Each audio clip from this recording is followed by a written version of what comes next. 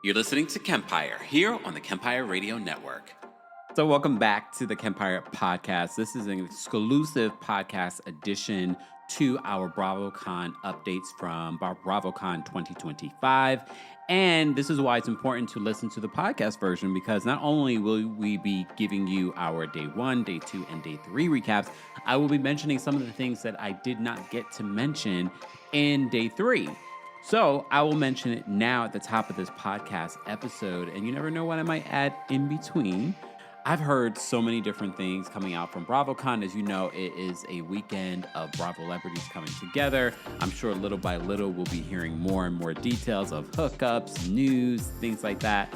But the thing I heard this weekend, which I am not going to reveal so I can confirm some answers to some questions that I have, is going to rock the Bravo universe. Not even just the Bravo universe, it's going to rock just pop culture, because I woke up this morning to information that I just was like, wait, what? And like I said, I don't want to get into it just yet until I'm able to confirm some details, because, you know, this is me not being the one to run, and, you know, there will be people that will just run with a story without backing up stuff and confirming stuff, getting more information. That's not me. I don't need to be the first. So if it comes out before I reveal what I found out, that's fine with me. But oof. But I will tell you this, and I mentioned it in my day 3 recap, that I did get some information that was sent to me from another random source, a source that I've never utilized before, that the season premiere of Real Housewives of Beverly Hills, they are talking a lot about Garcelle. So buckle up. Garcelle will still be a hot topic coming into season 15 of Real Housewives of Beverly Hills. I haven't heard many things come out from the panel that they had. I heard for the most part it wasn't that interesting. Could also be because, first of all, they're not that interesting, but also it could also be because the new season hasn't premiered yet and they can't really say too much. Also, based off the cast, they're not a cast that's going to be that interesting themselves. You know what I mean? So who knows? One of the things that did come out, and I talk about it in our Bravo, I've talked about it a couple times in the different updates, that Sutton's now trying to change the narrative that it was a blessing that Garcelle wasn't there, because I feel like this season I was able to get to know the ladies like I never before. Girl, they never wanted you to get to know them. They never wanted you to be in part of their club. If anything, they probably welcomed you in a little bit this season because production told them to, because they knew that you'd be out on your lonesome, and they did not want that to happen. But before we get to the random updates, one of the things that I forgot to even talk about were, first of all, there were there were a few new things that were announced, but things that are relevant to our community that we might want to talk about and recap. Love Hotel Season 2 will include Heather Gay, Portia Williams, and Sonia Morgan from Real Housewives of New York. I'm actually more interested in this group of women. Here's the thing, though. Very much like the whole Ashley of it all, Portia has confirmed that she is dating this other woman. She remember in a recent panel, she said that she was dating a couple of people, both men and women. It looks like she is hot and heavy with this woman. I believe the woman's name is Shay or something like that. And apparently the cast of Real Housewives of Atlanta have met Shay. The other thing that came out in regards to Real Housewives of Atlanta, Sheree was asked on the red carpet, and I can also reveal some exclusive tea about this. Sheree was asked on the red carpet about Angela Oakley, and Angela Oakley talking about Charles Oakley. And one of the things that Sheree said, well, a couple of things. Sheree revealed that she was asked to come back last season, for season 17, the upcoming season. However, she said the money wasn't right, so that's why she didn't come back. She did seem to almost want to shade Angela Oakley for something that Angela Oakley said when she was on Candy's platform, that Angela had said, you know, if she had come back when they were asking her to come back, it probably would have been a very different type of season. But if you remember the clip, I don't have the clip in front of me to play for you guys, but I actually saw what she said. Angela was not being shady towards Sheree. She's never been shady towards Sheree. I believe production, the network are really trying to make the Angela Oakley versus Sheree a thing, and no one's interested in it. No one. And based off of my sources, it was a common thing. Anytime people talk to Angela Oakley or talk to Sheree, they were trying to make it a thing on multiple, not just regular media, the network were trying to make it a thing. Ask about this, ask about that. I'm telling you, they're trying to make this whole Angela versus Sheree a thing. Sheree is willing to be producer's puppet, so she ran with it, and she's like, "Well, I heard she said something about me, and da da da da." She should ask Charles. They are Charles Oakley and Angela. They might have their issues in their marriage, whatever it may be, but they've been married for 10+ years. Sheree and Charles are many years ago. Was there some sort of overlap? I don't know, but at the end of the day, Charles Oakley ended up marrying Angela. Okay, I really do not want to see Sheree come back in season 18 because that's going to be another year from now, if that ever happens, and them try to bring this up and make a story out of it. It's stupid. It's stupid. It's actually sophomoric if they're going to try and do that. All right, I've digressed. So Love Hotel season 2 will be Heather Gay, Portia Williams, and Sonia Morgan. I'm not going to lie to you. I'm actually interested in watching that because those three women, although Portia is dating, she's not married, and I'm open to see what that's going to look like. Anyone else?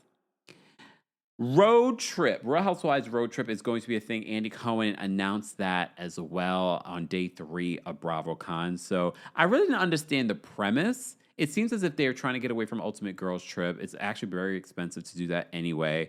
But it seems like they're going to have some housewives going to some of like the key cities. And I'm not sure exactly. Like he tried to explain it, but I was still sort of like, huh? So is it going to be different housewives? Is it going to be like, are they going to be picking up other housewives? So I don't know what the premise will be, but he did announce this Real Housewives road trip. It sounds like a great idea. It sounds like Crappy Lake, but except it's going to be on the road. I'm okay with that. And put Chanel Ion in the mix because the way that Chanel Ion was a star this weekend at BravoCon was, I didn't see it coming. Like whoever thought to put her on socials, brilliant idea because for the most part, I think a lot of people haven't really been thinking about Real Housewives of Dubai like that. But a lot of people, including the Bravo celebrities, were happy to see her. She was funny. I enjoyed watching all of these different clips. I don't know who did it last year or the last time they did it. One of the other things that you confirmed, we won't be getting BravoCon every year. It will be BravoCon every other year, which I'm okay with because I might be missing both. Anyway, it doesn't matter. So that was one of the things that was announced. Real Housewives road trip, Love Hotel season 2. Then there was the Real Housewives of Miami panel that I did not get to talk about. And what stood out to me there, y'all, first of all, Gertie and Julia got into it again. So let me just play some audio for you from the Real Housewives of Miami panel. Oh, wait, before we even get to the clip. One of the things that stood out, first of all, there were a couple of things. Oh, Lord. Adriana, I guess she was trying to do some sort of, Adriana loves her little props and antics, but it felt so flat. I guess she was trying to bring out the Haitian mortician. She was going to bring something out.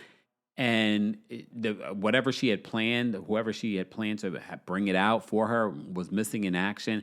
It was a little embarrassing for Adriana, if I'm being honest. But one of the other things that stood out to me from the panel was the fact that it seems that Adriana, Marisol, and Alexia, and I think Larsa all hung out, and they had like a peaceful lunch or whatever it may be. Like these ladies get it because they understand what it means to keep this show going. What I didn't see was Gertie was not included in any of these other lunches. Lisa was involved in these lunches as well. It seems like they really were trying to bring themselves together for this next season. It didn't seem like Gertie was involved in any of it. Speaking of Gertie, it seems as if the beef between her and Julia is still ongoing. Take a listen to this. Now, where does your friendship with Julia stand today? Non-existent. Oh, okay.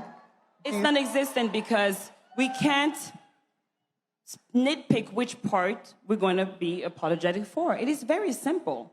It's super simple. I lied on you, and I'm sorry. not just I'm sorry for the water, what led to the water toss. So we have to start from the beginning. I'm very sorry how you feel, Gertie, and if that's how you... I'm sorry, Gertie, how you feel.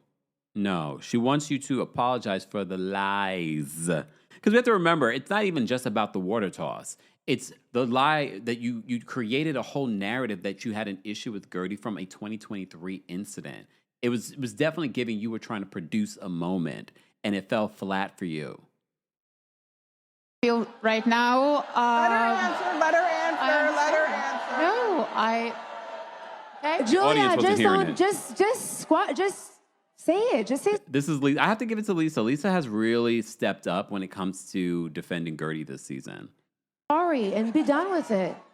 Gertie, I apologize to you, and that's... Let's start like this basic English. Gertie, I apologize. Not the reunion. We're not the reunion. We have to have fun. That's my point. I've apologized to you. We're moving on because I don't believe she. And I don't know why are you very upset right now. Okay. Because I thought we were in a better place after the reunion, and also in Staten. You blocked me on. Why would she think that they were in a better place after the reunion?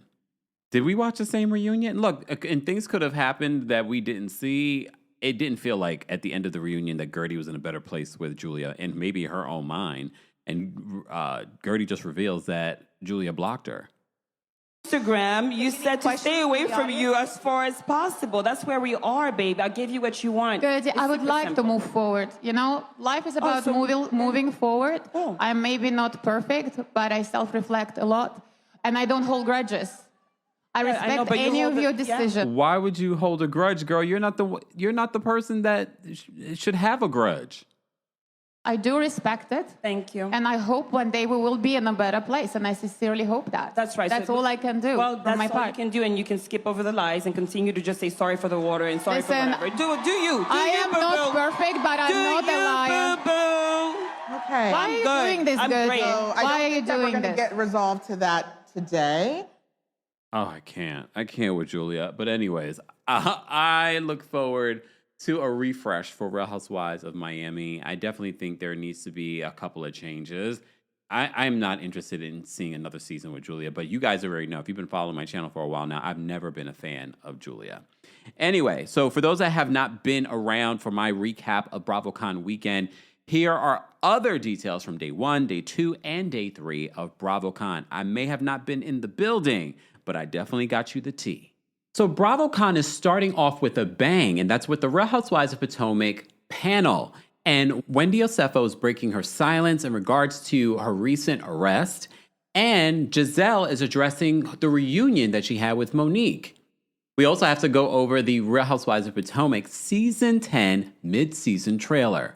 Oh, by the way, Ashley addresses her insensitive comments after Wendy's arrest. So although I'm not at BravoCon, I am still reporting on all the news that is coming out of BravoCon. They dropped a trailer for The Valley Persian Style. I guess they decided to keep the working title. I saw the trailer. I love Shah's The Sunset, so I will watch The Valley. I think they should have separated themselves from the Valley franchise, but whatever.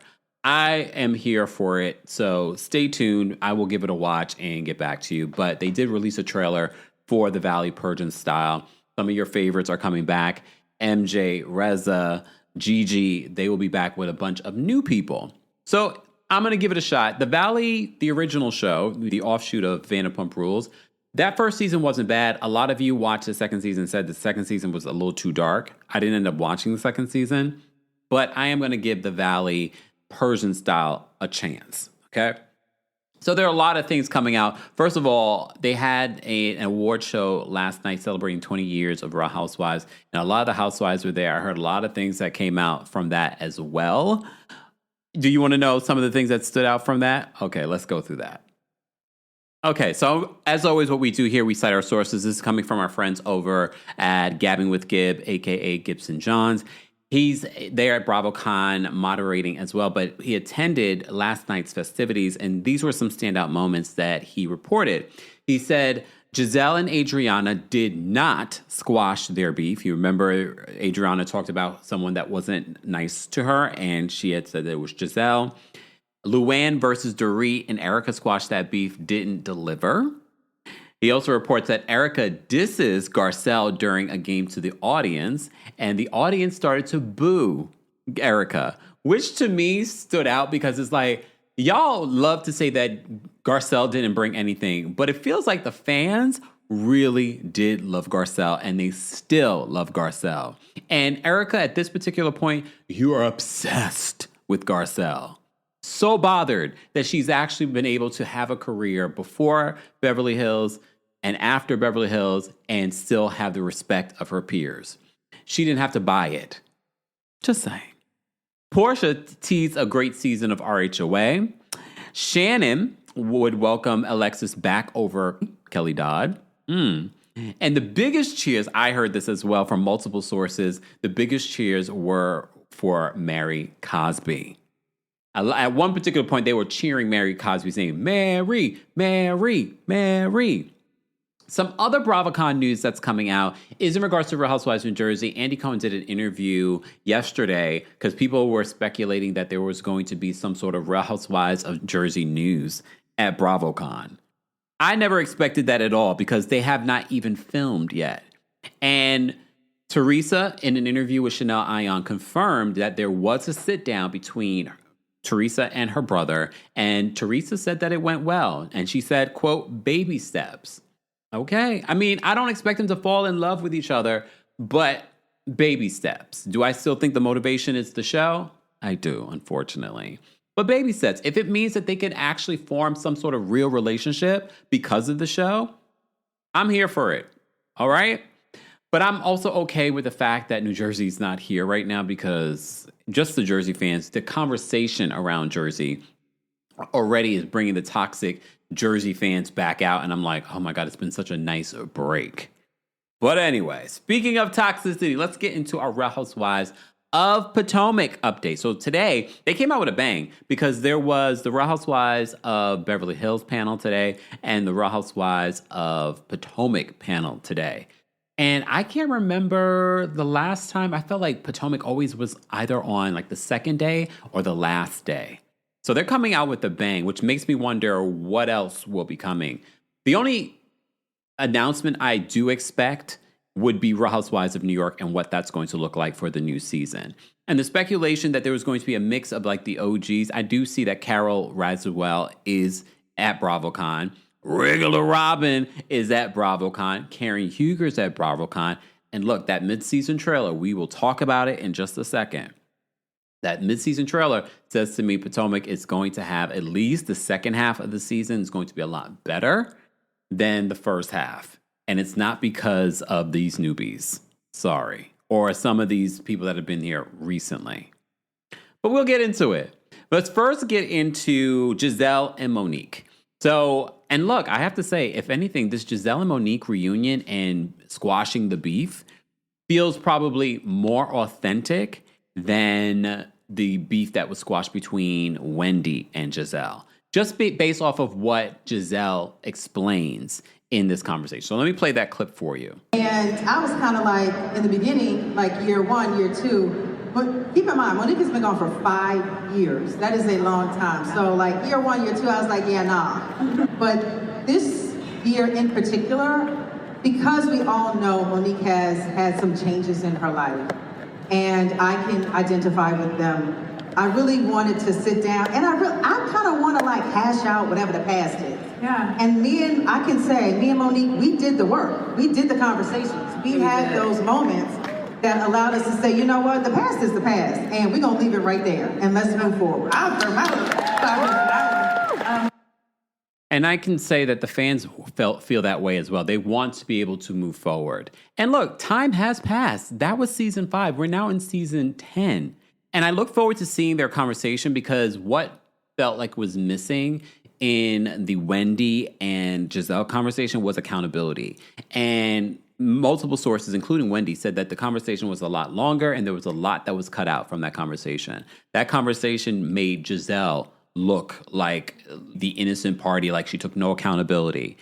So I'm interested to see what this edit will look like. Production, I know you watch. We need to see the full conversation. But listen to what they say in this, which I appreciate because I don't expect these two women to be best buddies.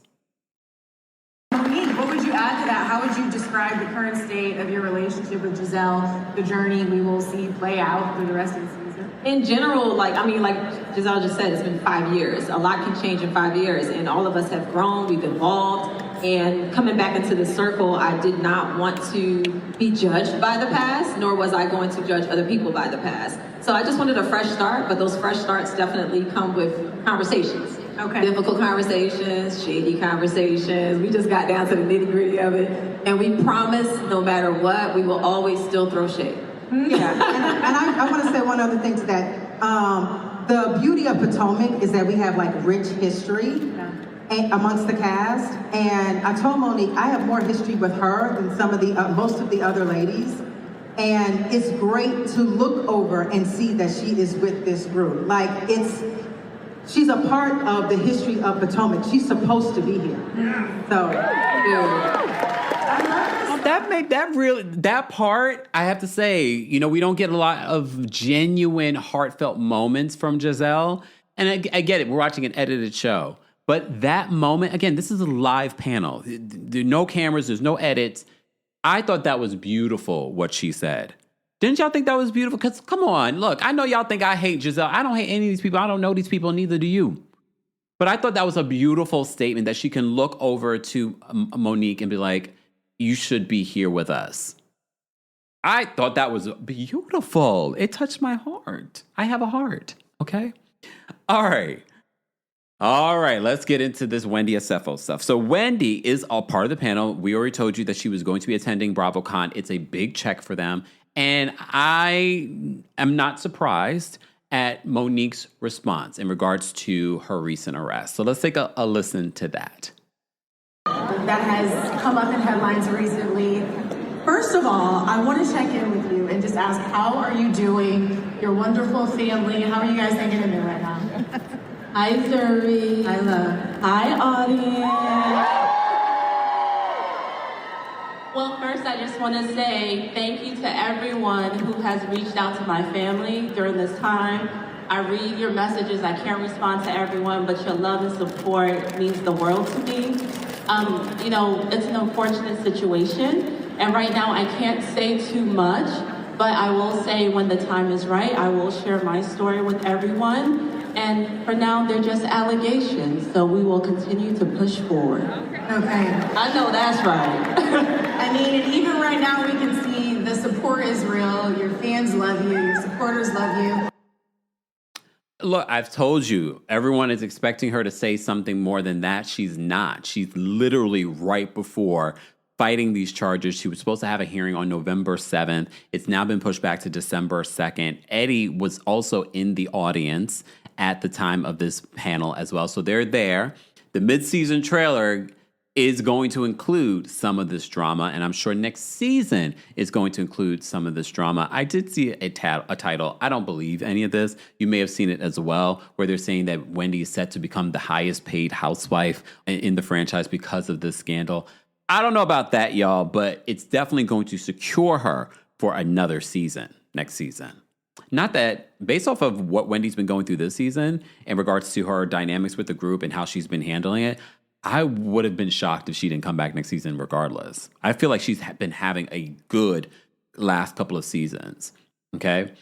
Well, this is about to be very interesting. Karen Huger was not a part of the panel, but Giselle did confirm that Karen Huger is at BravoCon as well. And she's happy to have Karen there. And she's saying that Karen is taking accountability. And if you saw the mid-season trailer, she does have a sit-down with Andy Cohen. But before we move on from Dr. Wendy Acefo, let's talk about Ashley being asked about how she reacted to the Wendy arrest news. And you may recall she was having a performance. She was having a performance where someone tagged me. I should block you. Someone tagged me in Ashley performing again, The Boy Is Mine. Ain't nobody asked for that, especially when we have Brandy and Monica on a sold-out tour. Don't send me no clips of Ashley, because I will block you. Singing The Boy Is Mine. So you remember she was having a performance and she was making these jokes about Wendy's arrest, acting as if we've been new. She also was sort of like Penn Wen and all this other stuff. She said she was creating melodies, not catching felonies. These are all the things that she said the day that we all found out that Wendy Asefo and Eddie Asefo were arrested for alleged insurance fraud. But you saw what Wendy's reaction was. Wendy's going to continue to say this in every interview. These are just allegations. We are going to wait for our day in court. So we shall see how this all turns out for her. Okay? Since we talked about that, let's play what Ashley had to say and what Wendy had to say in response to Ashley. I can admit that I was maybe a little hot in the pants with what I said about Wendy. And when I thought about it later, it wasn't the time. When she thought about it later, no. When people were making a big deal of her response. Because look, people are going to have their jokes and things like that, but they were like really shocked, including myself, shocked that she had this response. They're like, what issues have you guys had? Even Candace Dillard Bassett had a similar reaction. She's like, I haven't known them to have any sort of issue, so why would she respond like that? I think Candace should come back next season. I know some of you do not like Candace and you don't want to see Candace come back. I know Giselle doesn't want to see Candace come back. But Giselle, maybe, it's been a year or 2 years of distance. Maybe you can see a path forward. Anyway, that's a whole other conversation. Let's continue. For the place. And honestly, I said it lightheartedly, but I realize that this is in no way a lighthearted situation for Wendy. So I do want to say that I'm sorry for how hot I came for Wendy. And I mean it. It's over here, babe. Right. You heard that was Stacey. Stacey's riding with Wendy. She's like, she's over here, babe. Because we know that, and I've told you this before in the most recent Real Housewives of Potomac recap. Now I understand why she was with Michael Darby. She's as much of a creep and a weirdo as he was. And I don't believe that this apology was genuine. I think the only reason why she is apologizing is because she felt the backlash. I tried to talk to you backstage. You didn't want to talk to me, so I received that. No. And I'm simply saying what I need to say, and I mean it. And you can either take it or not, and I will not. Thank you, God. Boom. And she says, and I will not. I can't blame her. Because why are you going to kick someone down, especially if you don't have deep issues? Again, it's one thing if the internet is doing what they're doing. These people do not know Wendy. You know Wendy. You know her family. You've partied with Wendy. You've had good times with Wendy. And I've said before, we don't know their relationship behind the scenes. I don't know what plays out during the season, but it's not that bad. And you saw how Ashley made such a huge deal of Wendy just calling her on again, off again boyfriend, Josh Harlow, as if that was necessarily an insult. And she made this big deal. She was like, I hope his friends they talked about it and da-da-da. And I was like, Ashley, you are grasping at straws at this particular point. And now your reaction, you're mad at the fact that she didn't want to talk to you backstage. I don't blame her.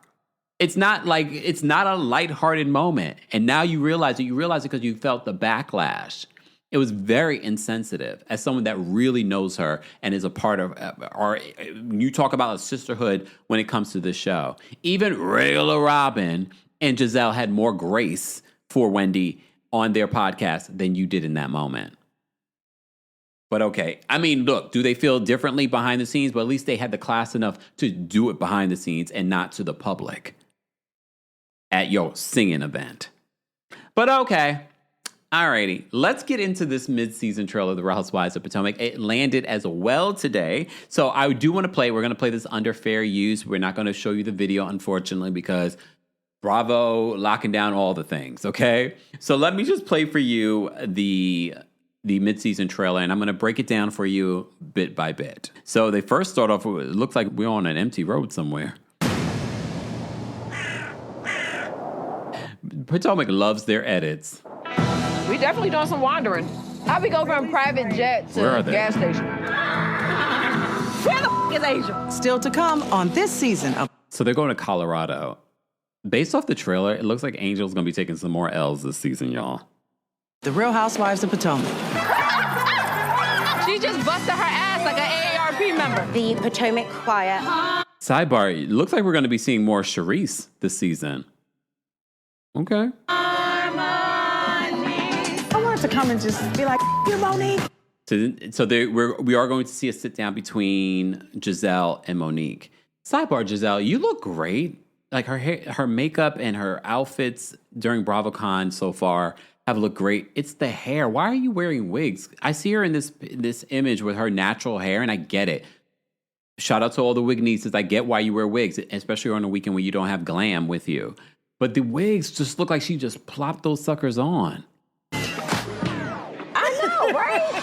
You're your friend's son. We may have had a... Okay, so there's this part where we see, and I've met Charisse's son in person. Good looking kid. But as I said, kid, what is Ashley alluding to that she may have had a smooch with this kid? How old is this kid? I know he's like 20, but he's like early 20s. Ashley's damn near 40. Your friend's son. We may have had a little smooth. I know, right? You're your friend's son. We may have had a little smooch. Charisse just looked at her like, Get a binder. You get a binder. No more. uh-oh, they're going to be bringing up the binder. You get a binder. You get a binder. All right. No more negativity. No more evil. I don't need to play and screaming. Oh, there's a moment between Stacy and Tia this season. We're not surprised if you saw Tia on Watch What Happens Live recently. Apparently, there's something that happens between them, which I hate because I love them both individually. Prim and proper. Take your things and be gone. Damn, uh-oh, Stacy's kicking her out. Oh, no. Toodle doo. Yeah. In 2 weeks, I was going to go back to Colorado. We're going back Monday. What do you Why is Angel going back to Colorado? mean? Angel got kicked out of her house. They were saying you were evicted, girl. Not Angel was evicted from the rental that she was having in Maryland? Uh-oh, what's going on? Not evicted, homegirl. Welcome to Colorado. She said she was not evicted, homegirl. Howdy, howdy, howdy. So the first... Wait, hold on. How many trips... Wait, is Colorado their big trip? No, right? It can't be. They're going to Colorado. Oh, damn. Is this when they decided they were bringing back Karen and the budget got smaller? Is the Nevis trip their big international trip? Oh, no. I got my Mary J. Blige boots. So Bobcat, rattlesnake. If you see a mountain lion, it's already too late. What? You're an hour from here? Why you ain't got us at your house? Their water stopped working. There's no... The water is not working. There's no Wi-Fi at the beautiful home that she said that wasn't. See, now I'm starting to believe that Angel is not who she says she is. Because you remember she talked about this big, beautiful home and how it was featured in the magazines. And now no Wi-Fi, no water. Wait a minute. Hold on. Wait a minute. You're an hour from here? Why you ain't got us at your house? Their water stopped working. There's no Wi-Fi. Wendy smelled sewage. The tub water coming out. Wendy smelled sewage. Oh, no. I'm like this. what's going on? Are you okay? They don't have trees in Baltimore. Wait, Stacey says to Kiarna, they don't, because I guess maybe she's having an allergy attack. And Stacey said they don't have trees in Baltimore. Oh, so this is where we see Mauricio. He's in Colorado? What are you doing in Colorado? They don't have trees in Baltimore.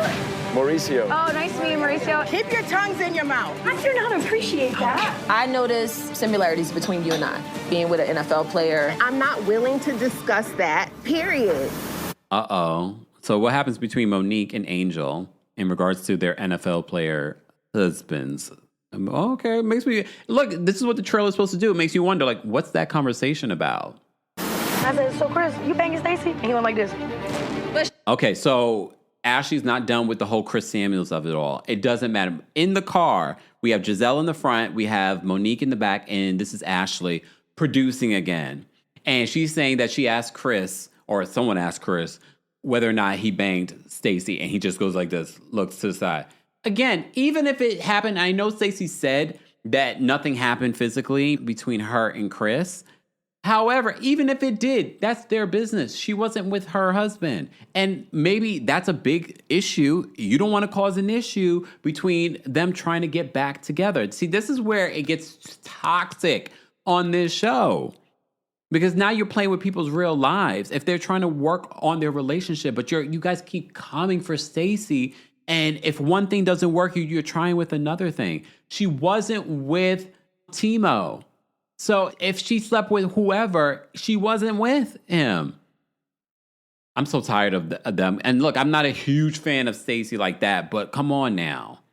She said she don't know him. Stop playing, Stacey. I will blow this whole up. What kind Uh-oh, so what happens between Stacey and Wendy? I know they're back to being sisters, but what happens? Because Wendy turns to her in the car, it's like, I will blow this thing up. What? And wait, why is Stacey with her luggage outside? playing, Stacey? I will blow this whole up. What kind of friends are you? We've gone through a lot in our... Pause. So this is where they don't show that this is the arrest, but it's very interesting what they're talking about here, because it sounds as if Wendy and Eddie are talking about how this arrest and the drama that they're going through is going to affect their marriage. Because remember, that was the rumor on the street. Are you? We've gone through a lot in our lives together, but this takes the cake. How do you think this is going to affect our marriage? You see them hug each other. And then they go to the segue where we all knew that cameras were up when Karen gets out of jail.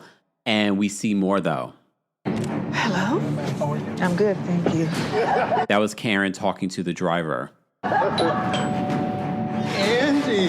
Andy goes to Karen's house. This is probably the first time we've seen Andy go to the house. Karen has really been laying low. She hasn't traveled anywhere. The first time we actually have seen her since being released from jail was traveling to BRAVOCON. So that's probably how they kept this under wraps. Andy Cohen went to Potomac, and he's going to have a sit down, a one-on-one with Karen. I'm guessing it's going to be a part of the season. Maybe it's going to be a special episode. It should be a special episode. We need a lot of questions asked.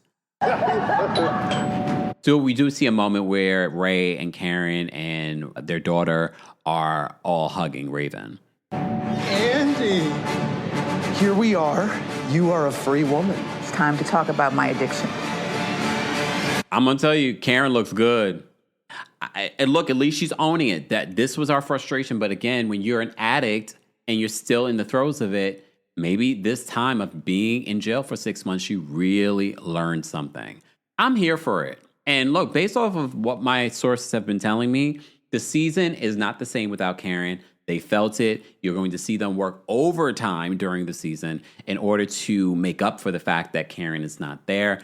And this might be what Karen was talking about. She felt the pressure of being an OG when it comes to this show.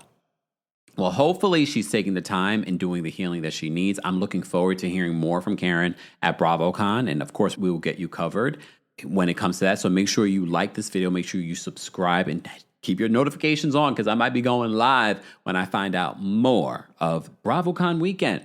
The first day was full of news. So stay tuned this weekend for more news here on the channel. Oh, you know I have you covered for day 2 of BravoCon. We have a lot of topics. The Real Housewives of Atlanta panel happened. Drew is throwing shade at Shamia, and Kelly and Shamia have things to say about Drew. And we have to talk about Portia versus Candace and what Portia has to say about Candace unfollowing her.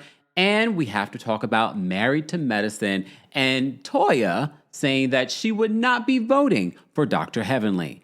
Dr. Heavenly has a tearful response. Let's talk about day 2 of BravoCon. So yesterday we posted day 1 recap of some of the most important details that came out. So if you're watching this video and you missed yesterday's, be sure to go check out that video. And if you're not subscribed, make sure you're subscribed and like the video. If you like content like this, if we reach a certain amount of likes, I will do a day 3 recap. And I'm only summarizing what I think our community even cares about. Sidebar, yesterday it was revealed that Vicky Gunvalson got her orange back, and it was a tearful reaction. I just find it strange. I get it. She was a part of the beginning of Housewives. And some might say we would not have any of the other cities without her. Okay. However, Vicky is a successful entrepreneur. I find it so sad that this is the most important thing in her life. Like, you've built an entire business, really have money, unlike some of these housewives that have come after you. I just find it strange. But again, people value different things. And I get it. She was a part of something that became a cultural phenomenon. And not to be a part of that, I guess it might affect her ego. And she was a part of it for a very long time. And maybe because I wasn't introduced to Real Housewives through her city. Maybe, look, how do you feel? Because a lot of you don't really like Vicki for a multitude of reasons, including some of her political beliefs. So I can't promise you that I'll be in with Orange County come next season. Because I've seen some things that Vicki Gunvalson has said that I cannot get with. Not in 2025. Nope. I'm not doing it. Not doing it. So she apparently got her orange back. Last night, Kandi Burruss, Tucker, gave an emotional speech as she received the Lifetime Achievement Award. And look, Kandi has gotten a Grammy. She's been nominated for a Tony. I think she was nominated for an Emmy as well. And she's on her way for getting that EGOT. Here's the thing, though. I know Housewives and BravoCon folks are like, yeah, this is a huge achievement. However, it's an award that they made up themselves. There really is no, when Kandi is introduced at the next whatever big event, they're going to say Grammy Award winner. They're not going to say Lifetime Achievement Award winner. And y'all need to leave Kandi alone when it comes to her saying, I'm embedded in your mother effing brain. I saw so many people, why the Nene shade? It's not shade at Nene, even though she'd be rightful to take shade at Nene. Remember the last time Nene was on her YouTube channel and she had a talk show, she was taking multiple shots at Kandi. Multiple. But we're going to leave that alone. That is an iconic line that Kandi has had. That's not necessarily shade at anyone. Not Nene. It's a iconic line from her. I felt like people were reading too much into that. Sidebar, speaking of Nene, Andy was asked during BravoCon Day 1 whether or not amongst these three people, who would he possibly rekindle or make amends with or reunite with? The options were Nene Leakes, Bethany Frankel, and Kathy Griffin. His answer might surprise you. I really thought he was going to pick Bethany. But I think the Bethany of it all is part of the reason why he always is citing HR. Remember the reality TV Reckoning? I think he really is mad at Bethany because of that. He said that he spoke to Nene. He texted with Nene maybe a few months ago. I think this is going to be a soft launch of Nene coming back because we already know she's in the good graces of the network. She was supposed to do Traitors. It didn't happen because her son was ill. So her and Andy were going to reunite because remember, he hosts the Traitors reunion. So he's already probably trying to at least build some sort of relationship so it's not awkward when they do finally see each other. But here's the other surprising thing Andy said. Andy revealed that he recently emailed with Kathy Griffin.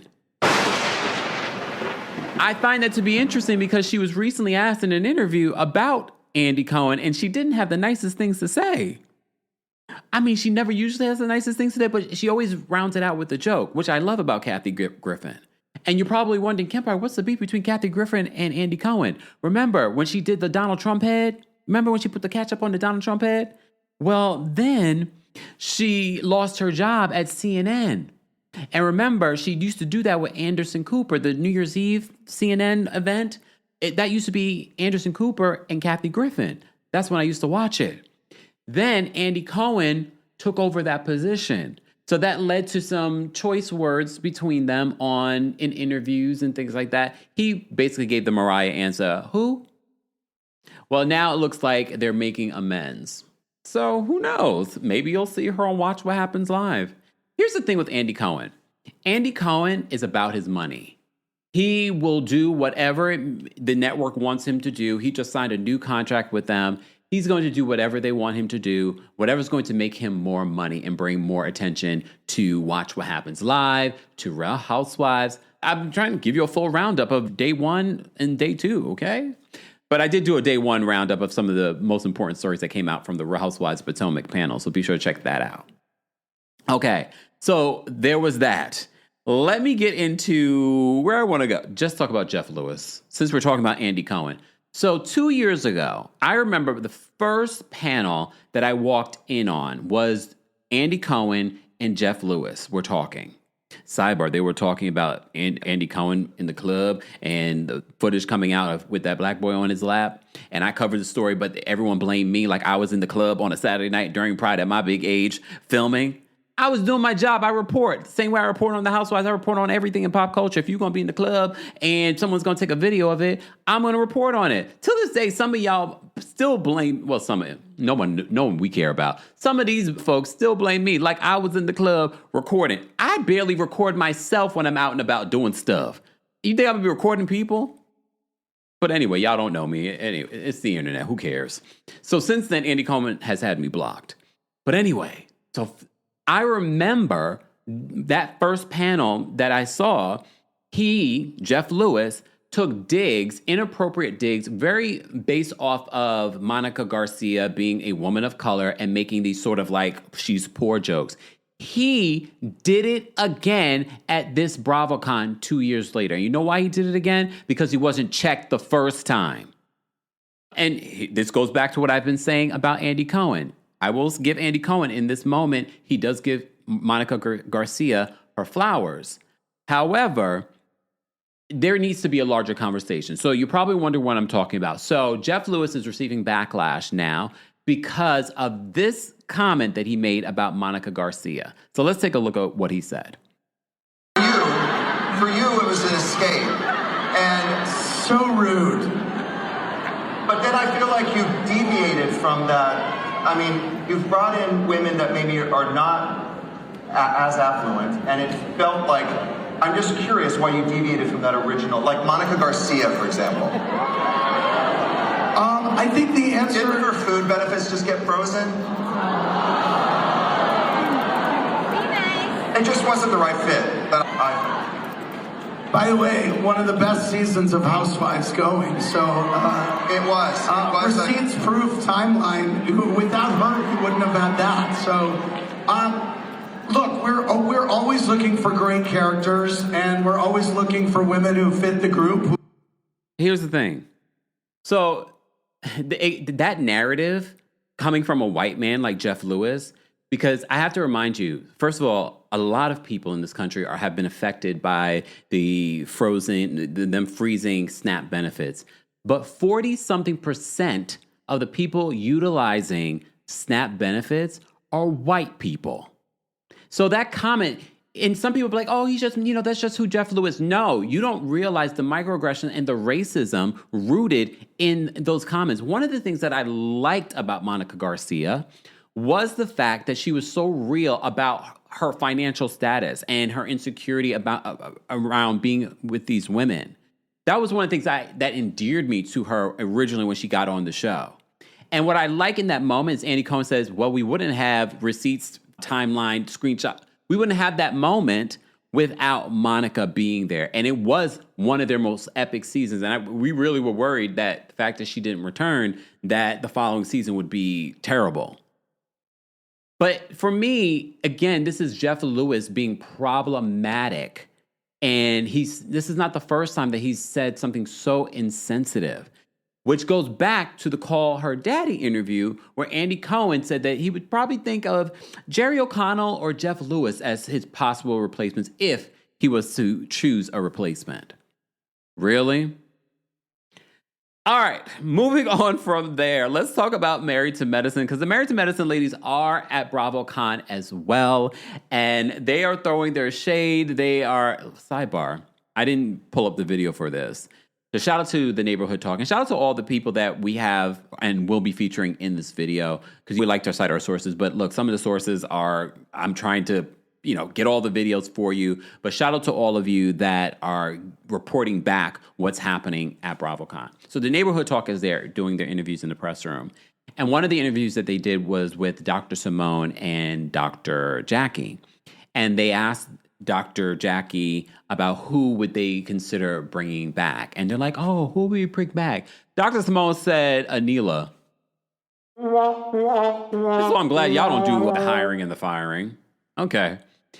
And then the interviewer, D, says, what about Mariah? Obvious choice. And Dr. Jackie's just sort of, and Dr. Simone, she's just like, say nothing.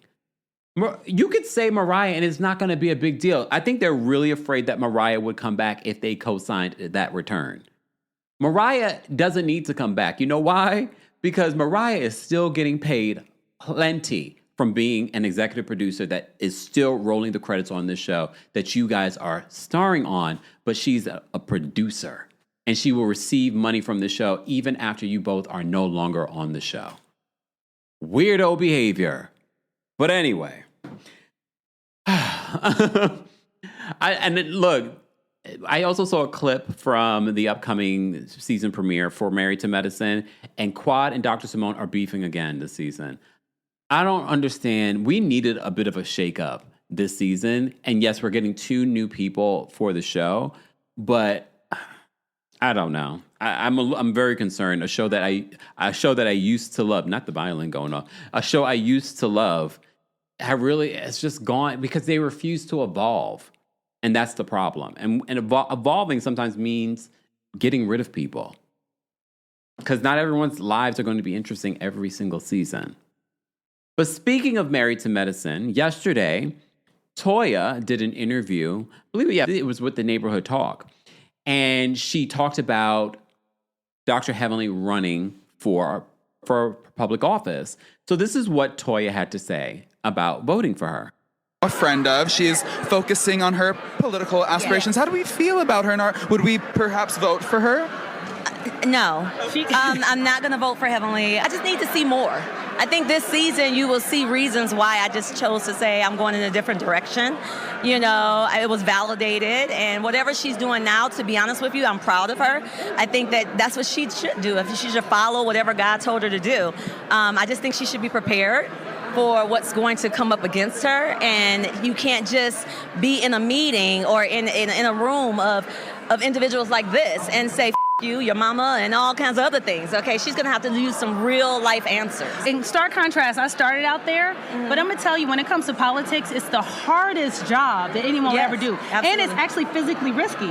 And so when someone I feel is intelligent and actually has a true desire to do something like that, I'm full in. Are you both excited for her to focus on politics for that, and also because then she wouldn't be on the show for you to deal with? I did not say that. That's what you heard, but I did not say that. Honestly, I don't even believe that the politics took her away from our show, to be honest. I mean, that's the story she's giving. But, I mean, really and truly, we never said, I don't know who told her that. Yeah, so correction, that was from Page 6 for Virtual Reality. They did the interview with Toya about that. So people were in the comment section saying that, wow, why can't we just support each other? Why can't Black people support each other? And look, I'm not going to disagree with Toya because we've had our criticisms of Dr. Heavenly. Literally, we were just talking about her talking about a woman's infertility. We were talking about her comments on the LGBT community that gay men aren't real men. This was just last year, y'all. Okay? We were just talking about that. And I'm not saying that people can't make amends. And I agree with Dr. Contessa that running for office is not an easy job. And I know we have some politicians that are terrible, that have no integrity. However, we just here in New York City had Zoran Mandani, how hard that man was working in order to go from 1% in the polls to winning mayor of New York City. That took sleepless nights, working every single day, everywhere, doing interviews. So I know it's not an easy job.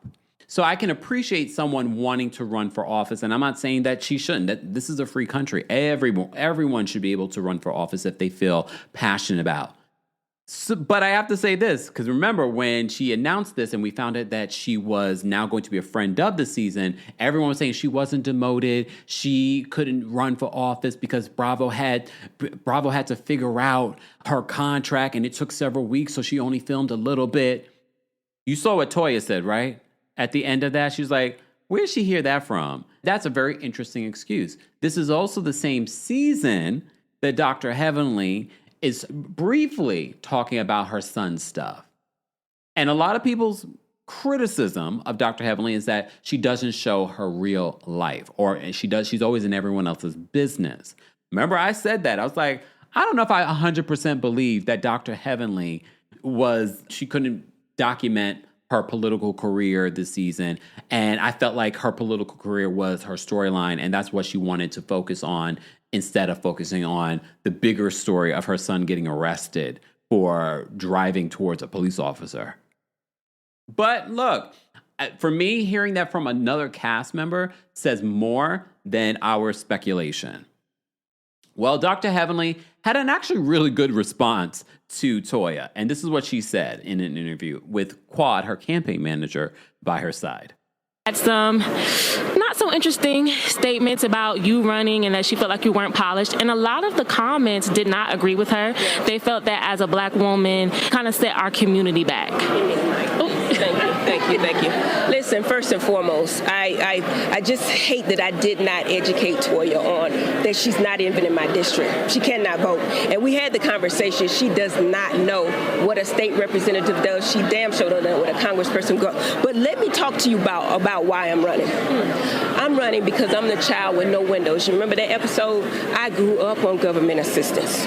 I watched my mom work really hard, and I see burns on her arms when she worked in the laundry, right? Until she could get free child care so she could go back to school, right? My dad was a disabled veteran, 100% disabled, died with Agent Orange. I am a 2-time HBCU graduate, Meharry Medical College and FAMU, right? And they're stripping away the loans and the funding for HBCUs. My son was arrested. He came home safely, but so many of our boys don't.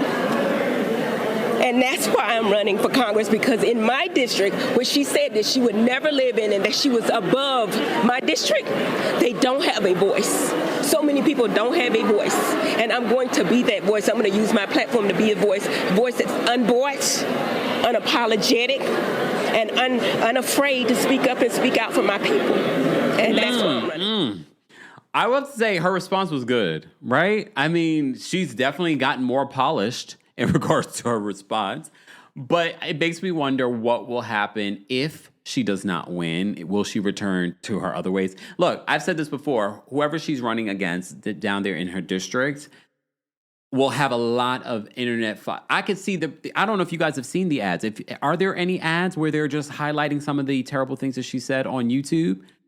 Because that alone would be a damning political ad against Dr. Heavenly. But again, I can appreciate Dr. Heavenly wanting to give back to her community if that is genuinely what she would like to do. Look, I'm not going to be mad at it, but I can understand, sidebar, damn, Toya not knowing that she can't vote in that particular district. Okay, that's a whole other thing. But I'm not going to say that Toya was wrong to say that she's just going to vote for Dr. Heavenly because she's a woman or just because she's Black. We don't want anyone voting just because of those things. We want you to vote for someone because they are passionate about what they want to do for that district and for the country if it comes to that. So I thought that interaction was pretty interesting. Speaking of interactions, if you're still here, guys, don't forget to like the video. Don't forget to share the video. And don't forget to subscribe to the channel. I will be posting a mashup of our day 1, day 2, and if I get to it, day 3 recap of BRAVOCON on the Kempire podcast. So make sure you subscribe to that as well. All right, so let's get to Real Housewives of Atlanta because there was some things that came out, I will say, based off of Potomac. Potomac was that girl. I remember, what's the first BRAVOCON where Potomac's panel was so good. It was just, they delivered from beginning to end. I believe it was both. The New York one that I went to and the Vegas one that I went to, that they just delivered. They were just sharp and just on point. Sidebar, speaking of Potomac, before we get to Atlanta, I saw that Ashley was asked about Angel on being on the show and how she's doing this season. And she basically wanted to give her a 0 rating. She's like, you know what? It's just not for everyone. And the interviews that I've seen with Angel and Kiarna, they've been asked about Wendy and they've been asked about her arrest. And I have to say, Kiarna gave a classier response on Watch What Happens Live, but it seems as if something has happened since then. I don't know, or maybe not. And that response, their response was thoughts and prayers, but not like real thoughts and prayers. It was sort of like, yeah, thoughts and prayers. I'm just like, oh my God. Again, I have no idea because we have not gotten to the bottom of what Kiarna or even Angel's issue is really with Wendy. And I'm not a Wendy stan. You know, there's a Wendy stans.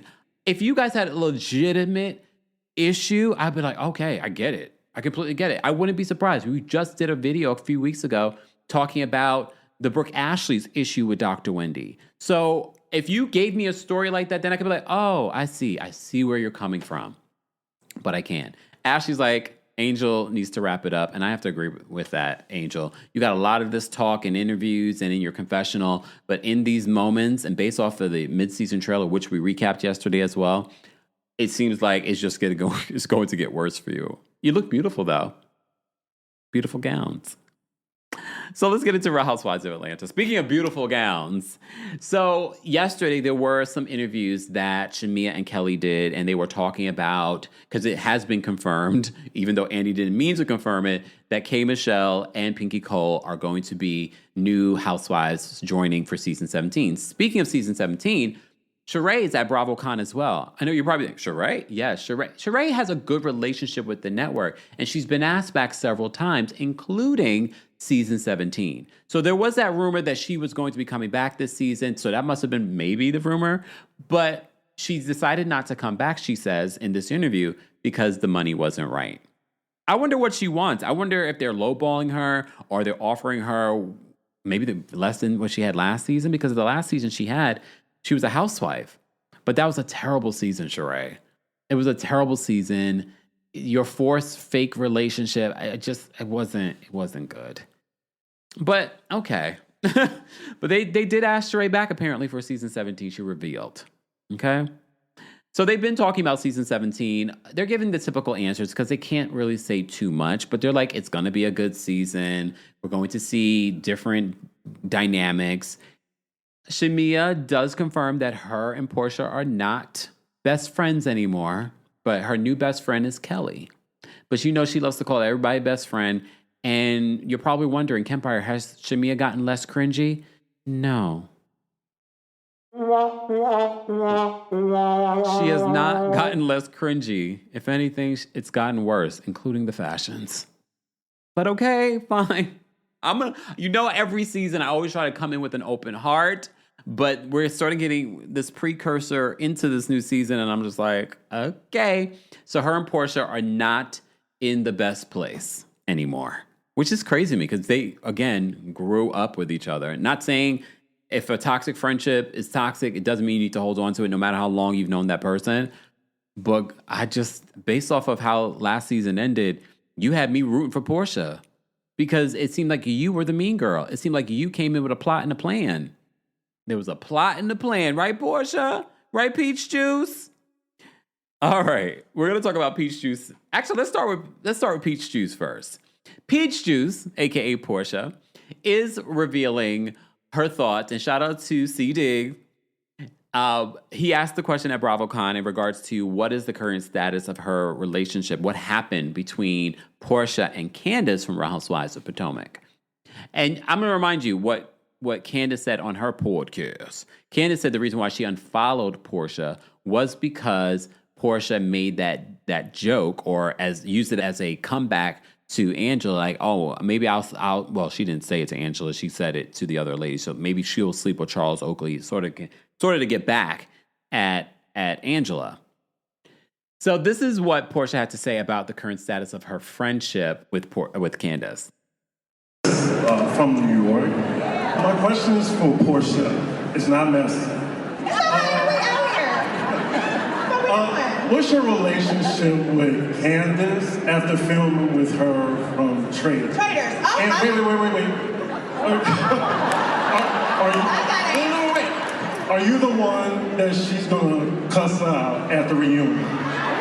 She can reveal all that. If she cussed me at a reunion, it will not be necessarily about Traitors. I was thoroughly confused. Like, Traitors for me, when I had done another show with her, I did the Ultimate Girls Trip with her. Oh. Yeah, and we dealt with whatever our issue was, and we were basically cool. And then when we did Traitors, that's not a messy show, so I can say, she was really cool, and I felt supported by her. And I was appreciative as a housewife on the show, it can go a couple ways on Traitors because it's a little tricky, Housewives is like Traitors, but Traitors is a whole nother level. But then afterwards, she mentioned me and said that she unfollowed me and all of this, and I don't know, it was just weird. So I actually don't know where we stand at this point. I really hate it. It's weird when it's just 2025 is just weird. You know what I'm saying? But I don't know. I still got love for her. I don't know why she shaded me. So you haven't tried to reach out to her since she unfollowed you or anything like that? You ain't been to unfollow me and then I call you. How did it work? I got that. But fair. I'm gonna see an ad to read you. I'm gonna see you, Candace. I'm just saying. I like Candace. But we gonna talk. I like how she handled that. Again, like a Housewives pro. Remember we said that about Tia when it comes to Real Housewives of Potomac? She goes from shady to sweet really quickly. Sidebar, one thing I didn't mention in regards to BravoCon and what's been playing out there. Shout out to Real Housewives of Dubai star Chanel Ayan. Come on. Have you guys seen her in social media? She's been doing all the social media and interviewing all the reality TV stars. She's been hilarious, funny. She's been bringing her kookiness and her fashion to the red carpet. I think she's been doing a great job. She's also squashed the beef with herself and Melissa Gorga, because you know she's team Teresa. Speaking of which, Teresa was asked about who her ideal cast would be for Real Housewives of New Jersey. Her cast choices were terrible. She even said Jackie Goldschneider, and she said Jennifer Aiden. But she did mention my sister-in-law, Melissa Gorga. She just said that because they've made peace. There's even a picture of all of the both of them together with their husbands. They're making peace. Look, I know some people are like, don't you want peace in the family? I do want peace in the family. Like, for real, for real. I just don't believe this. I don't believe it. I hope that it can be real for them outside of reality television, but I don't believe it. I really don't, but that's me. But Chanel did also squash beef. She squashed a beef with Melissa Gorga. She apparently had a little bit of beef with Tamra Judge, but they squashed it really quickly. It was 24-hour beef. And then they squashed the beef, Chanel and Phaedra. And Phaedra said there really wasn't any beef. It was just housewives shade. But I like seeing, look, I like peace. I know y'all probably think I like the mess, but I like a peaceful household. Just saying. But Chanel, they need to bring back. And it says a big thing that Chanel and Caroline Stanbury is still in the Bravo family, despite their show being put on pause, and they're both at BravoCon. And if anything, Chanel is the star of BravoCon right now, along with Karen Huger. Without even trying, Karen Huger received a standing ovation when she appeared during one of the live tapings that they were doing. I saw mixed reactions in regards to it because I know Karen Huger was missed, but Karen Huger went to jail for her 4th DUI. So I'm not going to give you a standing ovation. I'm happy to see Karen back, but I'm also not going to be giving you a standing ovation. Or what are we celebrating here, y'all? But okay. And Mary Cosby. So Mary Cosby, oh God, I feel like we got a full key right now. I'm like 30 minutes in. Mary Cosby was asked about the documentary. And she basically says it's garbage. She's like, she's not focused on that at all. She's like, it's garbage. And I was like, okay, Mary, that's what you say now until the documentary comes out. Look, nothing based off of what we saw in that trailer gave credibility based off of the trailer because a lot of it was regurgitation of what we've known and reported on. It's been quiet. Sidebar, she did say that Robert Sr. had given her this Judith Lieber bag. It was like a purse that was out of the shape of like roller skates.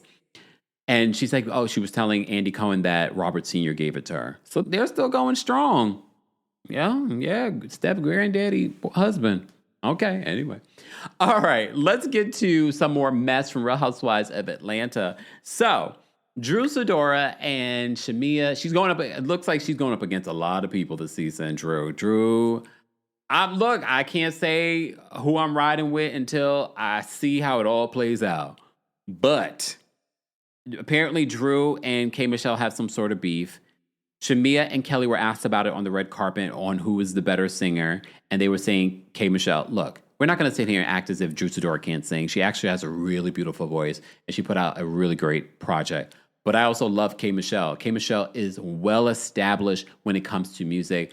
There's no comparing those two. You can't compare their careers. Don't even compare their voices. Okay? So they were asked about that. So Drew decided to address what she saw in the blogs during the Real Housewives of Atlanta panel. So let's get into what Drew had to say to the girls. Current relationship. Being a liar? I think she's still lying a little bit. Okay, I said I would try. Drew, do you care to react? Kelly has like a false beef with me. One minute she's like living for me, my biggest fan, and then she throws this little shade out there. Angela, give her one of your Angela's. At the end of the day, I saw in the vlogs yesterday, and I would be remiss if I didn't address it, because at the end of the day, you know, Shami and I will be performing together, and I. You remember now? But exactly. A minute ago, she was looking like the holiday song. What? The reason why I was hesitant is because as we are scheduled to perform together, you were shading me yesterday, and it was on the blogs, and I was really shocked to see that because you were. How did he even get to me? Aren't you supposed to be talking to her? I haven't even said anything. I think it was because they just don't bring it back to me. All right, come on. It was y'all two together. Okay, so we did a vlog together. So at the end of the day, Shamesi here, being who she is, you know, I don't understand why you would compare me and K Michelle when we both sing better than you, boo. You know, and the last time that I checked, my album charted, and you have yet to release one. So it's getting almost a 120. What's crazy is that one song did more than your whole album. I did chart for that one song on your album. Look, I don't know if I believe Shamia's one song charted better than Drew's entire album. Do you have the numbers? Because people can just say anything on these platforms and not back it up. I'm like, is that true? Because I don't know if I believe that. It's still delusional like you. Kelly the Minion here. Kelly said what? Who has no talent. No, Kelly said what? No, Kelly.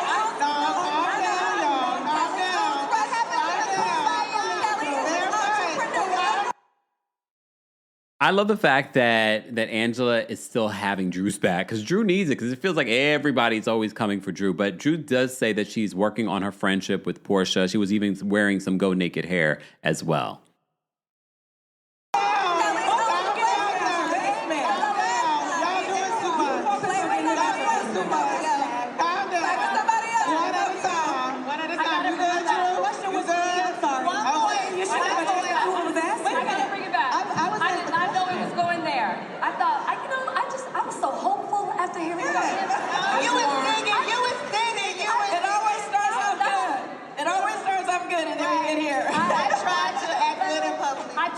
Duet still happens. I'm not quite sure after all of that. She gave you a new nickname and everything. Let me ask a pop. There's some double teams going on. It's a lot of. Hey girl. Brick and mortar restaurateurs right here. Yes. Yes. Go there, Shamia. Don't. Honey, girl, I'm going there. You're gonna keep it cute. I'm sorry. Maybe I'm in a whole different tax bracket than you. You're right. You're right. I am. Y'all want to switch places? Y'all want to switch places? Kelly. Whoa. So Shamia talking about what tax bracket she's in? Lord have mercy. I'm going to just wait and see how this season turns out, y'all. But it feels like I was hoping Shamia decided not to come back, but Angela called it. She said that she believes that Shamia, during the after show, this is what Angela said, she thinks that Shamia played the long game with Portia so that she could eventually secure her spot here on the show. I believe that. Production, Candy has always recommended Shamia for a long time, and they were never interested. I don't know, y'all. I'm just going to wait. I'm going to wait and see how this all turns out, okay? This is your day 2 roundup of BravoCon 2025 here exclusively here on the Kempire channel. Shout out to everyone that we cited that is there reporting live and getting us all the tea. Shout out to all the bloggers, YouTubers, TikTokers, and of course, media outlets like The Neighborhood Talk and Page 6 for getting us all the tea. Sidebar, OMG. Y'all know the Las Culturitas? You know their podcast, they had an award show on Bravo that got really bad ratings? Hold on. So they're coming back in 2026 to do another one. And the comments are eating them up. First of all, I'm shocked, but the comments just equally were as bad as those ratings. I'm sorry. I just don't understand. First of all, I don't understand. Award shows were losing their luster in general. So to be creating new award shows, it doesn't sound like a good business model. A lot of these award shows have been losing viewers year after year. Now let's create a whole new award show? Okay, fine. Whatever. Your money at the end of the day. But people weren't watching. But all right. So we have your latest update from day 3 of BRAVOCON, including the Real Housewives of Rhode Island announcement and cast and trailer. We also have to talk about the news when it comes to Real Housewives of New York. Apparently, a cast has been locked in. And we also have to update you on some of the things that have been playing out since day 1, including Sutton saying that Garcelle not coming back this season sort of is a blessing. I have some exclusive tea to talk about in regards to that. And we have to talk about, finally, Jeff Lewis apologized to Andy Cohen for his comments about Monica Garcia. Monica Garcia is also reacting to Jeff Lewis's insensitive comments. Let's get into day 3, well, really, BRAVOCON wrap up here on the Kempire channel. So yesterday day 1 and day 2, we've given you a BRAVOCON update. So be sure to check out those videos if you haven't already. Today is the final day of BRAVOCON in Las Vegas, and I've been loving, shout out to all of you that attended and that have been sharing content on social media. Shout out to my fellow content creators, YouTubers, TikTokers, bloggers, podcasters, and journalists that have been covering this weekend's event. Based on what Andy Cohen said recently, it seems as if BRAVOCON will not be happening in 2026, and they're going to be doing it every other year. We can expect the next BRAVOCON to be in 2027, which is actually kind of surprising because next year they'll be celebrating 20 years of Real Housewives, really the reality series that helped build BRAVOCON, or Bravo in general. As you also know in our previous video, we let you know that Vicki Gunvalson finally got her orange back. She's still walking around BRAVOCON with that orange. Reality TV, celebrity, it really is a drug, and it's really sad. I'm just saying it is. But anyway, so there have been a few different stories that we've been talking about, and one of the stories that we reported on to you yesterday was Jeff Lewis's I don't even want to call it insensitive. To me, can we just call it what it is? Racist comments about Monica Garcia. Because we know her as a woman of color, him making those sort of assumptions and constant jokes. This was not his first time taking a dig at Monica Garcia when it comes to her finances. He did this 2 years ago at BRAVOCON, and it went unnoticed and unchecked. We talked about it, but no one really made a big deal about it. He made similar comments again the first day of BRAVOCON. We're not going to go through everything that he said. Basically, they were talking about the lack of affluent women on Real Housewives, and then he brought up, and what about Monica Garcia? I heard her food benefits have been frozen. Here's the thing. Andy Cohen did follow that up by saying Monica was probably a part of the best season of Real Housewives of Salt Lake City. He said we would have not gotten screenshots, timeline, effing everything. We would have never had that moment without her being a part of that season. Here's the thing, though. As a real ally checking someone in that moment, it's like, with everything going on in this country, I know they have a friendship, maybe a frenemy-ship, Andy and Jeff Lewis, but you should be able to check someone in that moment. Because they also announced at BRAVOCON that he's coming back to Bravo in some capacity, a reality show. I don't know. I really don't care. I won't be watching. No. Andy could have really checked him in that moment. It's like, that's not a funny joke. With everyone dealing with what they're dealing with, across this country, millions of people are dealing with that in regards to their food benefits really being frozen. And let me remind you that 40-something% of the people that utilize those things are actually white people. But we already know Andy Cohen's not going to say that. But anyway, I just remind you and tell you what it is. Our friends over at 2Fab write this in regards to Lewis's apology.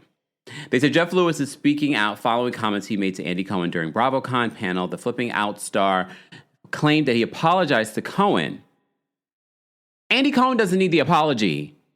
The flipping out star claimed that he apologized to Cohen after he made, quote, insensitive remarks about The Real Housewives of Salt Lake City star Monica Garcia during an Ask Andy Cohen panel, which took place at BRAVOCON in Las Vegas on Friday. As shown in footage from the event posted online at one point, Lewis, who's 55 years old, brought up the financial situations of the women who become housewives, asking Cohen, who's 57, why he and producers have, quote, deviated from bringing in women who aren't as affluent. We have to also keep in mind, too, when Real Housewives started, it really wasn't incredibly rich women. I think shows like Real Housewives of Beverly Hills really made people like, oh my God, we want to see more of that. But the early years, yes, they did well. They did better than most, probably upper middle class, but they weren't filthy rich. So he says, like Monica Garcia, for example, Lewis added, didn't her food benefits just get frozen? The comment didn't seem to be received well by the audience or by Cohen, with the Watch What Happens Live immediately coming to Garcia's defense. I guess I meant to say Watch What Happens Live host. Lewis said that he didn't believe Garcia was, quote, a right fit on Real Housewives of Salt Lake City, to which Cohen noted that Garcia's one-season stint on the series was one of the best seasons of Housewives. But then I feel like you deviated from that. I mean, you've brought in women that maybe are not as affluent, and it felt like, I'm just curious why you deviated from that original, like Monica Garcia, for example. I think the answer... Didn't her food benefits just get frozen? It just wasn't the right fit that I thought. By the way, one of the best seasons of Housewives going, so... It was. Receipts proof timeline. Without her, you wouldn't have had that, so... Look, we're always looking for great characters, and we're always looking for women who fit the group, who we want to watch collectively. That's where we're at. And one of the things that I liked about Monica was the fact that she owned the fact that she felt insecure about not being as rich as the other women, which was fine. Because remember when Real Housewives of New York started, Bethany wasn't rich either. She became rich, but she wasn't rich at the time. Let me be so clear. This is what Monica Garcia had to say. Let me be so clear. I have so much said about me that I let slide and don't care to acknowledge. But considering what so many families, single moms, elderly, and Americans have been and are dealing with lately in relation to this situation is horrible, she put in caps. She says, F you, Jeff Lewis, and she added him. You are effing trash for this. Elitist, entitled, privileged prick. Lewis later addressed his comments while speaking with Us Weekly, saying he apologized for his remarks, but did not mention whether or not he's spoken to Garcia. Probably not. He probably doesn't even care to speak to her. Because like I said, this is not the first time that he's made comments. My first panel walking into BRAVOCON 2 years ago, it was Ask Andy, and he made insensitive comments about Monica Garcia then. And that's when she was currently on the cast. So you actually see an Instagram of Andy and Jeff Lewis with their arms around each other. He says, I thought I killed it, but Andy did not, he said, noting that Cohen might have interpreted his jokes to be, quote, inappropriate and insensitive. And Andy doesn't want the smoke because since the reality TV reckoning, he's always been like, oh, that might be an HR violation. That might be an HR violation. He's real sensitive now. Lewis, who Sirius XM radio shows under Cohen's Radio Andy, and also announced his return to Bravo with still flipping out during Friday's panel, said that he's, quote, exchanged text messages with Cohen. He says, I have apologized. Look, I know this guy. We've known each other for 18 years. He vents, and I sincerely did apologize, he continued. But the apology does not need to go to him. Oh, because you ruined his panel? The apology does not go to him. You need to make a public apology to Monica Garcia and all the people that you offended. My goodness, this is the white privilege that we're talking about. You're apologizing to the white man. He wasn't offended. He probably was offended for Monica Garcia. You offended Monica Garcia and a bunch of other people that are on SNAP benefits. He says, now I got to give him time to cool off. My experience with him, he'll get back to me in 1 or 2, 3 weeks. He says, I'll talk to you in 3 weeks, Andy, Lewis said. The Flipping Out alum went on to share an Instagram post about the situation. Lewis posted a black and white video of himself and Cohen walking together backstage with the footage set to Barbra Streisand's The Way We Were. He also added a crying emoji over the video. So there really is no true genuineness to his apology. He says, "I'm sorry you didn't like our panel. Bravo, Andy." Lewis captioned the post. Lewis has not yet publicly addressed Garcia, while Cohen has not commented on Lewis's remarks. He's trash. And all of you that continue to support him and watch his show, be mindful, because this is who you are collaborating with. All right, moving on. And this is why I say it's important to be mindful of who you support, because he wasn't checked the last time when he said these comments. He felt empowered that he could do it again. All right, moving on. Let's get to another person of privilege that we need not to be talking about anymore. Sutton Strack. We did a video, I think it was day 1, because the Real Housewives of Beverly Hills panel happened on day 1, and I heard it was pretty boring. That's what I heard. Sutton said that it was a blessing that Garcelle did not return this season because it gave her an opportunity to get to know the other women. So we've gotten the clip. Shout out to our friends over at Zach Reality. This is his video. You know what we like to do here. We cite our sources. This is what she said. It's a short video. I was surprised that she walked off the set as well. I will say this. I have gotten to know these women so much better, and I've really enjoyed it and feel really bonded now in a way that I didn't feel before. So in a way, it's kind of a blessing for me. Another change up in your... You heard people's reaction? Oh, no, what? Here's the thing. We can have a long rant and talk about Garcelle's defense of Sutton over the years, and it's probably a blessing for Garcelle now not to be on this show, and she left at the right time. I think now people seeing Sutton's reaction and how she's handled because they've been talking about Avi. They talked about this on Jeff Lewis's show, too, and they talked about this during the panel. It's just like she can't answer a clear answer, and it's probably because she's lying. She can't answer why Avi is no longer working with her. She can't answer the situation when it comes to her friendship with Garcelle. Apparently, it was never really a friendship, and I think that really was a surprise to Garcelle. So for those that think, oh, they just concocted this friendship as an alliance, no, I believe Garcelle thought that Sutton was really her friend, and now she's seeing that Sutton was never her friend. No one prevented you from getting to know the other women. It was never Garcelle preventing you. It was you, and it was because those other women did not like you, and they still don't like you. They're probably playing nice because production has told them to play nice. Sidebar, something exclusive from what I've heard. The premiere episode of Real Housewives of Beverly Hills, Garcelle is a hot topic. Still, Garcelle is a hot topic. They are spending a lot of time talking about Garcelle, which makes sense because of the way that Garcelle left this season. So, Garcelle, you still that girl, and will always be that girl. Sutton, I wish you luck, because a lot of people that had your back while watching the show are not going to be watching the show, or if they are, will no longer have your back. Good luck, girl. Moving on, let's talk about Real Housewives of Rhode Island. We have an update in regards to this, and this is from our friends over at Variety. Let me just pull this up. So Variety writes this in regards to Real Housewives, some updates in regards to New York and Rhode Island. On the final day of BravoCon during an Ask Andy panel, Real Housewives executive producer Andy Cohen announced the official cast for the Real Housewives of Rhode Island, the latest entry into Bravo's mega franchise. Cohen also confirmed that a new season of the Real Housewives of New York has been cast and will begin filming soon. So a lot of people thought that you would get some sort of official announcement. It should be noted that 3 of the reboot ladies from Real Housewives of New York were at BravoCon. So Cohen declined to name who will appear in season 16 of Real Housewives of New York, but it's safe to say that the BravoCon attendees, Erin Leachy, Sai Da Silva, and Jessel Tank will be among them.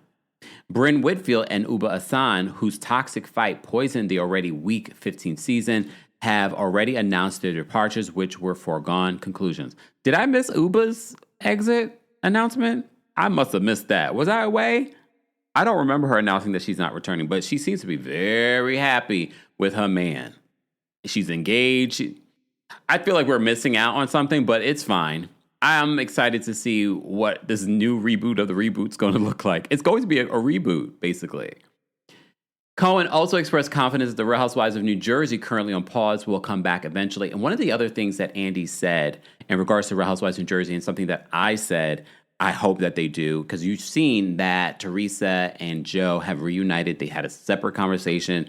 They've been taking all kinds of pictures and photo ops at BravoCon together. I saw Melissa Gorga talk about this. I believe it was with Page Six in regards to she doesn't care whatever motivated them reuniting. She loves seeing her husband happy. One of the things I can appreciate about Melissa, what Teresa can't do in regards to articulating herself and how she feels and what motivated her to have this reunion with her brother. She keeps saying it was special forces. I get something triggered it for her. I told you I don't believe what she's saying, but that's me. But I will say this. In real life, off of the show, they are brother and sister. And both of their parents are gone, and they have tons of kids that want to be close. And Gia is Joe's goddaughter. I want to see them really mend this family and build on something off of camera. And Andy said something similar during BravoCon, that he says, you know what? He loves to see that they're together. And he's like, we're going to give them time to reconnect in that way. I think that is going to be the most genuine thing, so it doesn't feel forced and it doesn't feel like they're doing this for Real Housewives of New Jersey, even though we believe they're doing it for the Real Housewives of New Jersey. He did not confirm any other news in regards to Real Housewives of New Jersey. They still have not locked in a cast when it comes to that, so we shall see. I mean, there have been test filming we've heard, and we'll see. Margaret Joseph was at BravoCon. Dolores Catania was at BravoCon. Melissa was at BravoCon. Teresa was at BravoCon. So we shall see. So Cohen also expressed confidence that the Real Housewives of New Jersey, currently on pause, will come back eventually. With the Real Housewives of Rhode Island, as has been rumored since they've both been spotted filming, former Bachelor and Bachelor in Paradise contestant Ashley Iaconetti is one of the show's full-time cast members, and Dolores Catania, the Real Housewives of New Jersey, who was also one of the winners of Season 3 of The Traitors, is a friend of the cast. So here's the thing. I've watched the trailer, and we can play the trailer. I've watched the trailer. It really is like Real Housewives of New Jersey. So if they want both shows to exist in this Bravo universe, I don't think they should air them at the same time, to be honest with you. It's going to take us a while to get to know this cast because they all look alike. The only person that I probably will ever remember is Liz, and that's only because she looks like Dolores. They look like sisters, and apparently they're friends. So Iaconetti's casting is the first time a Bachelor Nation star has crossed over to the Real Housewives. Iaconetti, an influencer, co-hosts the Almost Famous podcast with ex-Bachelor Ben Higgins. She appeared in Chris Soleil's season of The Bachelor in 2015 and later married her Bachelor in Paradise castmate Jared Haban. They have 2 children. Is he from Rhode Island? Because in the trailer they say she's not from Rhode Island. Or did she move to Rhode Island? Which would not be the first time. So before y'all start getting mad, like, oh, here we go. That's not the first time a housewife has moved to a city to become a part of that city. Just saying. So I'm open to it. I didn't watch her season of The Bachelor, but okay. And she's new to Rhode Island. The show's trailer emphasizes it's Iaconetti's voice that kicks it off, serving as our guide. In Rhode Island, everyone knows everyone, she says, over crashing waves and drone shots of huge mansions. People here don't look down on other states, but they are weirded out that other states exist. As for Catania, she introduced, sidebar, one of the things that we haven't talked about, I think I briefly talked about during one of our recaps, that Dolores Catania is now engaged to Paulie. They apparently got engaged at the Apple store. Yeah. Okay, so Dolores introduced to the show in relation to her lookalike friend Liz. With the Real Housewives of New Jersey currently paused, Catania has moved to more fertile pastures and has her cast bio reads, Rhode Island captured Dolores' heart years ago, and she's longed to return ever since, with her dear friend Liz McGraw living there. And a shared business project on the horizon, a sun-soaked beach-filled summer, is natural fit for the Jersey girl. The official logline, they may live in the smallest state in the country, but their drama extra large. As the Real Housewives hits a milestone's 20th anniversary next year, Bravo is expanding the distinguished franchise with the Real Housewives of Rhode Island, spotlighting a fresh, charismatic group of women whose lives intertwine across the storied coastline of the New England luxury.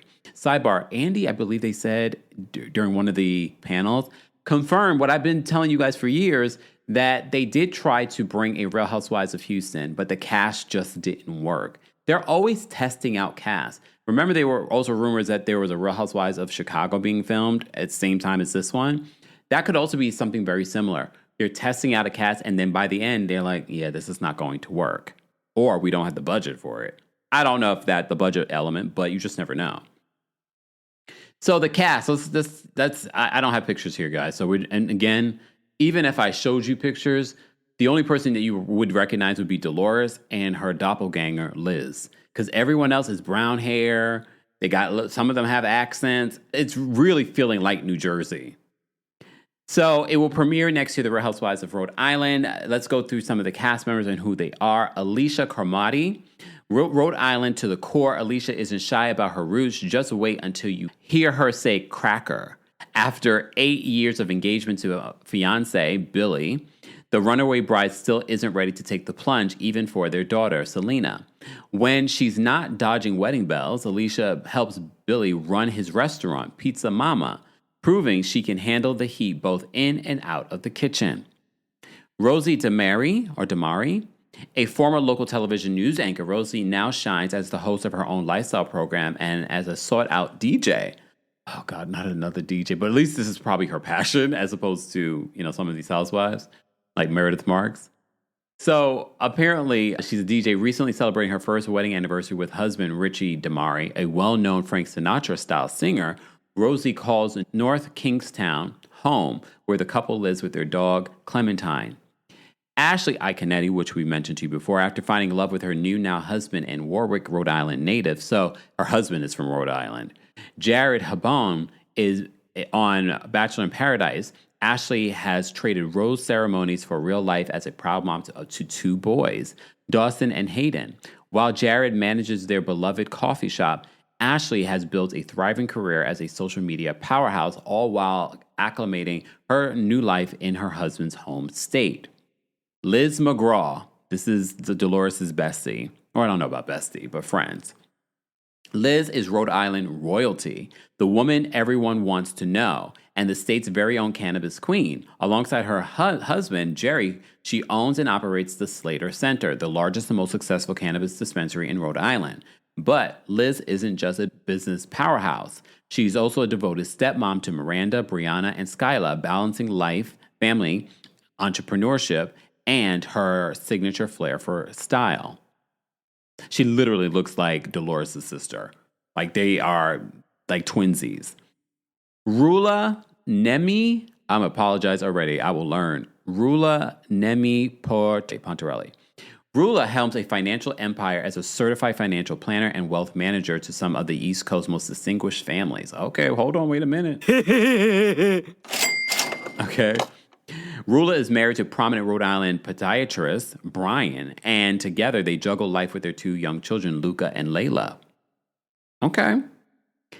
Kelsey Swanson, former Miss Rhode Island. Kelsey keeps a full plate as one of the state's top makeup artists. Kelsey has been in a 10-year relationship with one of Rhode Island's most notable figures, enjoying the lap of luxury while keeping her social calendar full. Joellen Tiberi, self-proclaimed town gossip. Joellen knows everyone and everything worth knowing in Cranston. So is she the new Giselle? Is she the word on the street? As one of the top aesthetic practice development managers in the country, she juggles a busy career with family life alongside her high school sweetheart and husband, Gary, and their 3 kids, Gian, Jolie, and Gia. Okay. Let's take a listen to, because I can't play the video for you guys, so I'll have to stop and go as well. So let's take a listen to the trailer for The Real Housewives of Rhode Island. Okay, we're pulling up to Rhode Island. In Rhode Island, everyone knows everyone. People here, they don't look down. I will say this, based on what they're showing, these homes, I don't know if any of the housewives actually live in these homes, but they're showing us these big, luxurious homes, y'all. Other states, but they are weirded out that other states exist. It's teeny. It's a blip, but to us, it's the center of the universe. Welcome to Rhode Island, where nobody tells anybody the truth and everybody just lies to each other's faces but talk behind their back. And I know what you're probably thinking. I am not interested in Rhode Island. Some of you said the same thing about Salt Lake City, and you see how far Salt Lake City has come. Welcome. I love it here. So they show an image of all the women walking in, and I'm telling you right now, all of you are going to be making jokes. I can't tell one from the other. And even Liz, with her sunglasses on, she looks like the rest of them too. So I'm like, Liz will be the only one that I know. And of course, Dolores. Smallest state with the biggest attitude. Like, what are you going to do? Rhode Island's small, so we all know each other. We're finally here. Your friends, families know each other. Alicia, have you seen Liz? Alicia was best friends with my sister. We know your aunt, we know your uncle, we know your third cousin. Everybody has like these deep roots. If they didn't It's giving Real Housewives of New Jersey, y'all. you in kindergarten, It's a problem. In this group, they call me the flip-flopper. This is Alicia. with me. You're a f***ing troll. Welcome to Rhode Island. This is how we roll. I love you. You know. Did she just hug her? Liz is the dominant. I will say this, when they were showing Liz before they even introduced Dolores, I was like, wait, is that Dolores? Figurehead here. At some point, how do I not say you're Delula? I'm scary. Boo. This is Dolores. We're friends. But not sisters. Why do you see a similarity? They literally say the same thing. She's brave. She's not afraid to call people out. She's moving into an apartment, and the old guy that she cheated on with the new guy is paying for it. But I'm the problem. If I'm trying to find out, if I need an FBI agent, I'm calling. This is Joe Ellen. Remember they said Joe Ellen's sort of like the word on the street. She knows everything. Every morning he goes to her house. He's at the gym every morning. Does Brian look like he goes to the gym? Rula projects confidence and beauty. She's a boss. I brought my tequila. Are you kidding? Come on, we got this. We're bush. I'm dead. Kelsey's stunning. She's beautiful. She's smart. She's one of my best friends. I don't refer to myself as a sugar baby. My boyfriend is like actually attractive. The money is just a plus. Okay, Kelly living a good lifestyle, y'all. They show her in the pool, in the backyard. Okay, they're living very well. Y'all will be very impressed. Ashley isn't from here, so she's new to the group. Can we just have fun? She's gonna cry. She's gonna cry again. She's gonna cry again. This is not the kind of people Ashley's a crier. I'm usually around. Never have I ever had sex on a boat. I think we had sex with my ex on a boat. I think we had sex on land. It's Rhode Island. When someone says something, we all hear it. She married her sister's boyfriend. She's two boyfriends, right? Sucking dick is not a f***ing career. Joellen, don't be playing dirty. Knock it the off. You may not know Rhode Island, but here, secrets don't stay buried for very long. Her husband's a foot doctor, but I think he's doing more than rubbing foot. Not her talking about the podiatrist. Cheese. Okay, so they ended with the Real Housewives of Rhode Island coming 2026. No official date. I think it will be in the early parts of 2026, but we do have a lot of shows coming up. We have Real Housewives of Atlanta that's already wrapped filming. We have Real Housewives of Beverly Hills that's premiering next month. It's going to be a lot, but that's why I said, you know what? I'm going to really focus on the shows that I want to recap next month, especially because we have Kimora Lee Simmons' new show coming out next month. And if I have like free time and I'm like, okay, it works within my schedule, I'll recap Real Housewives of Beverly Hills. But if it doesn't, sorry. I'm focusing on the things that I actually enjoy. I don't know about you. I didn't leave my corporate job to be a slave to content. Anyway. Guys, that is your wrap up for day 3. There might be a part 2 to this just because it's still early in the day. But for me, those are probably the biggest stories. And a lot of times when it comes to BravoCon, the real big news happens in the first couple of days. And some people have said, and if you attended BravoCon this weekend, feel free to weigh in the comment section. First of all, there were quite a few people there. I did see that there were tickets online that people were selling on StubHub for pretty cheap. But a lot of people are saying just the energy of BravoCon this year wasn't there. They said it was lackluster. There really wasn't a lot of big news. We'll see. One of the biggest news, you won't get BravoCon next year. I'm sure they'll probably do something like they did last year in regards to doing something in one of the cities or Miami, whatever. But apparently they're going to be doing it every other year. it probably is just cost effective to do it every other year or to get on the schedule for doing it in Vegas. If they decide to bring it back next year, 2027 to New York, then I will probably more than likely attend. But if it's back in Vegas, unless there's some big artist that's there performing too that I want to see, like Adele was the last year I went, that might be my motivation to go to Vegas. But y'all already know I don't love Vegas. And apparently the F1 is happening again, like this week or next week in Vegas. See, I'm good. Guys, as always, I want to know your thoughts and opinions on this latest update. I will compile our day 1, day 2, and day 3 recaps for the podcast. So subscribe today to the podcast and give us a 5-star review there. And if you're not subscribed here, what are you doing?